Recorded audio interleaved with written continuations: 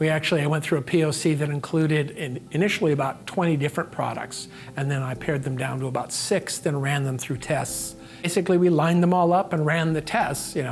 This is a known piece of malware. Everybody did pretty good.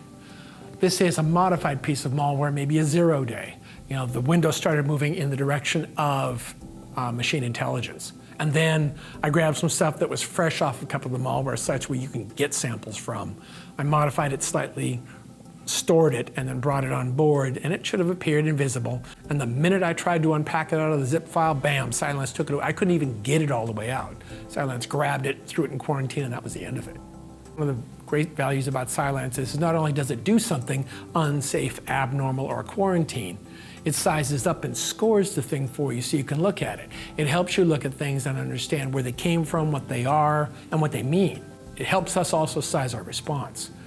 You just can't go after everything like it's a fire. The previous software was 30–40% of the processor.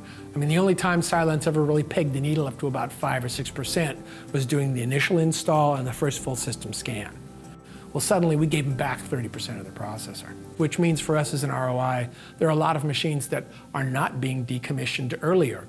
And with Cylance, the efficiency comes as a function of it doing all the work and reporting the results.